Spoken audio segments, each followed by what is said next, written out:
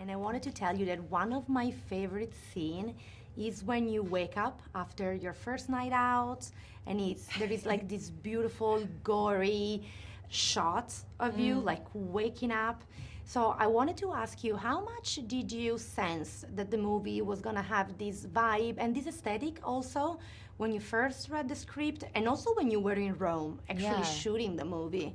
Totally. I think I didn't realize what it exactly was going to look and feel like until we were there and we were shooting. And then I started seeing some of the frames and what Kasia, with this like Kasia and Ron and Tim, this like world that they were building. And I was like, oh, this looks really special. This looks really beautiful. Like my sister was saying to my sister saw the movie last night. She was like, every single frame in this film could have been like a painting.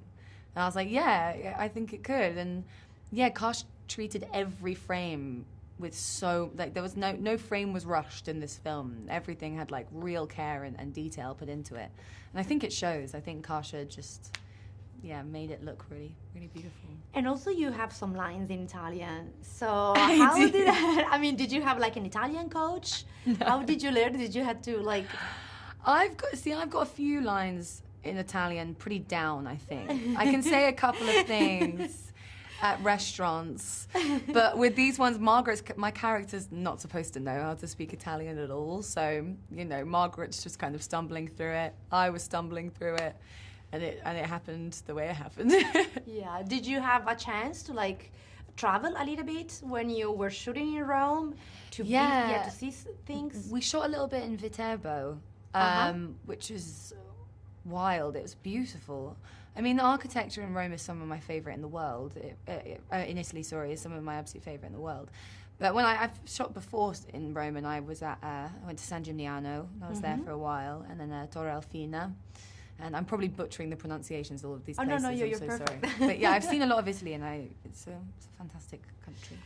I was reading some reaction on Twitter this morning before coming here, and everybody loved the movie. No, everybody loved the movie. Good. And my impression is that a lot of people are kind of fed up with the CGI kind of horror movie. Yeah. Do you have this like feeling that this is different? This film is different. There's very little CGI in this movie. I mean, everything that you see, like 99% of the time, it's happening. Everyone's really doing it.